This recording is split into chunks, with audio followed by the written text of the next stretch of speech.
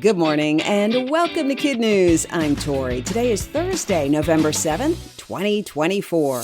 And we begin with Vice President Kamala Harris gracious in defeat and gracefully moving on. She called President-elect Trump yesterday afternoon to congratulate him privately, and a few hours later made her first public comments from her alma mater, Howard University in Washington, D.C. She told her young Democratic supporters that it's okay to be sad and disappointed, but they must accept the results. President Biden is also expected to address the loss in a speech later today. Interestingly, the outcome of yesterday's election was historic, but the turnout was not. So far, it's pulling up a few points shy of the record of 67% set in 2020. When Mr. Trump is sworn in on January 20th, 2025, he'll be starting his second term and is constitutionally prevented from seeking a third. That means bets are already being placed on who will run in 2028. At this point, the favorite is Vice President-elect J.D. Vance, followed by Michelle Obama and California Governor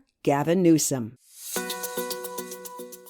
Not everyone is happy with the results of yesterday's election, but the U.S. stock market sure is. The Dow Jones soared 1,500 points yesterday to hit a new record high. Why? Because companies and investors believe President-elect Trump will be good for business and good for the economy. Also, markets don't like uncertainty. Talk that this race would be close and might not be decided for days did not materialize. The win was decisive, and the stock market blasted off accordingly.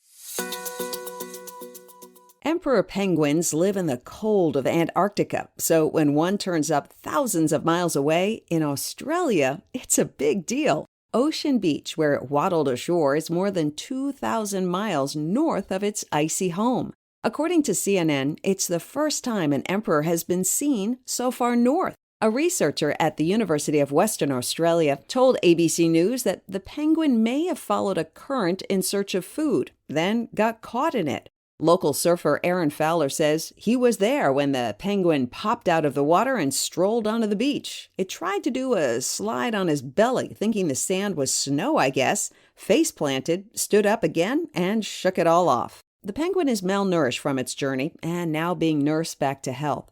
Emperor penguins are the biggest of all penguins. They can weigh up to 88 pounds and stand more than 3 feet tall. It's late in the hurricane season, but Rafael is proof it's not over yet. The storm walloped Cuba late yesterday as a Category 3 with winds topping 100 miles an hour. Where it heads next is unclear. It could make a beeline from Mexico or land somewhere along the U.S. Gulf Coast. We'll know more about its direction and timing today. According to data from the National Oceanic and Atmospheric Administration, Rafael is the strongest hurricane in the northwestern Caribbean in November since 2009.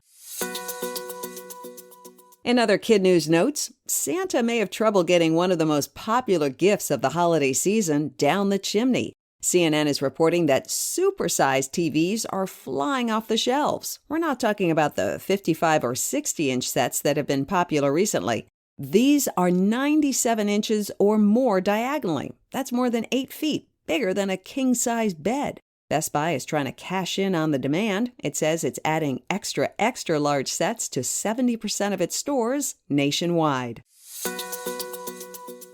Lake Como in a can? You can now buy the famously fresh breeze, 13 ounces at a time. The tourist destination in Italy is popular with vacationers, home to celebrities like George and Amal Clooney, and the location for movies including Casino Royale and House of Gucci. The marketing exec behind the idea says the air isn't a product, it's a memory. Still, the memory isn't free. It'll cost about $11 US per can. The idea isn't new. A different company has been selling air from England, Scotland, Wales, and Northern Ireland since 2020, and another is pitching the breeze from Iceland. Still to come, how kids in one Michigan neighborhood save Halloween for a hospitalized stranger. But first, today's KidNuz quiz. What did defeated presidential candidate Kamala Harris tell her supporters yesterday? That it's okay to be sad and disappointed, but they must accept the results. The Dow Jones, which is part of the stock market, soared how many points in the aftermath of the election? About 1,500 points to a new high. An emperor penguin recently swam thousands of miles from where to where? Antarctica to Australia. Canned air from what tourist destination is now for sale? Lake Como, Italy. In our KidNuz Kicker, we're well past Halloween at this point, but there's a story we can't pass up. A family in Woodhaven, Michigan is wowed by the reaction of their neighborhood. Amy Schmidt and her son Jacob love to decorate, dress up, and distribute a boatload of candy. But this year, Jacob landed in the hospital just 2 days before trick-or-treating. Amy left an apology note on her door saying she was sorry there was no candy and why. And that was all the ghosts and goblins needed to see. Instead of bemoaning the house with no treats, kid after kid left some of their own. According to WXYZ-TV, trick-or-treaters like Mia took a second lap so Jacob could come home to candy. It's just amazing what these parents have raised their kids to be, said Amy. To do that without your parents there is remarkable. Before we go, we want to shout out our fabulous KidNuz classrooms, Mrs. Delizia and her Shamrocks at Dublin and White Lake, Michigan, Mrs. Beck and her Knights at Archangel Gabriel Catholic School in McKees Rock, Pennsylvania, and Coach Veldkamp's Eagles at Nye in San Diego, California.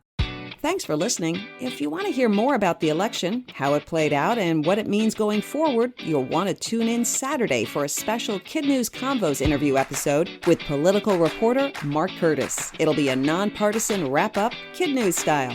Have a great day. We'll see you back here for more KidNuz tomorrow morning.